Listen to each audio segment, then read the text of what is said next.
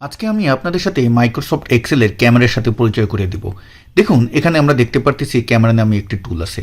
আমি যদি এখন আমার এই ডাটা সেটটি এভাবে ধরুন সিলেক্ট করলাম এবং সিলেক্ট করার পরে আমি যদি ক্যামেরা টুলে একটা ক্লিক করি এবং তারপরে ডান পাশে এসে আমি জাস্ট আরেকটা ক্লিক দিলাম, দেখুন আমার এটার কিন্তু একদম পিকচারে চলে আসলো। এখন আপনি এটাকে চাইলে রাইট বাটন ক্লিক করে এটাকে কিন্তু আপনি পিকচারে সেভ করতে পারবেন বা কন্ট্রোল সি দিয়ে কপি করে আপনি যে কোনো কাউকে কোনো মেসেঞ্জার যে গ্রুপগুলো আছে সেখানে কিন্তু আপনি পাঠাতে পারবেন। আরও একটা মজার বিষয় আছে, দেখুন এখানে আমি যে পিকচারটি আনলাম এটা কিন্তু একটা আলাদা কালার দেখতে পারতেছি। আমি এখন আমার এই যেখান থেকে আমি আসলে ক্যামেরার টুলটি ব্যবহার করে এই কাজটি করেছি, আমি যদি এখন এই পিক সিলেক্ট করে আমি উপর থেকে যদি ফরম্যাট মেনুতে যাই এবং এখান থেকে ফিল কালার থেকে ধরুন আমি এটাকে সাদা করে দিলাম, তা আপনি কিন্তু এটার কালার সাদা দেখতেছেন। ডান পাশে মজার বিষয় দেখেন, এটাও কিন্তু সাদা হয়ে গেল, মানে এটা কিন্তু অটোমেটিক আপডেটও হচ্ছে ওই টেবিলে বা যেখান থেকে আপনি ক্যামেরা টুলের মাধ্যমে এটার স্ক্রিনশট নিয়েছেন সেই ক্ষেত্রেও। তো এখন এই ক্যামেরা টুলটি আপনি কিভাবে ব্যবহার করবেন এবং কোথায় পাবেন, তো এই জন্য রিবন বারের যে কোনো একটা মেনুতে যাব, মেনুতে গিয়ে আমরা রাইট বাটন ক্লিক করব এবং কাস্টমাইজ দ্য রিবনে ক্লিক করব।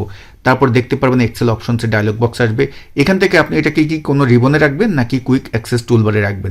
তো আমি কুইক অ্যাক্সেস টুলবারে রাখবো, এই জন্য আমি এটাই ক্লিক করলাম। তারপরে এই বক্স থেকে আপনি অল কমান্ডে ক্লিক করবেন।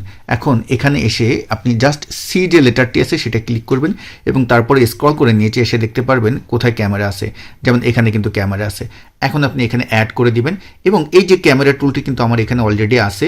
আপনি এই ডান পাশে যে দুটি অ্যারো আছে এই দুটি অ্যারোতে চাপ দিয়ে ক্যামেরা টুলটি আপনি কুইক অ্যাক্সেস টুলবারের কোন দিকে রাখতে চাচ্ছেন সেটা সেট করে নেবেন, তারপরে ওকে করে দিবেন।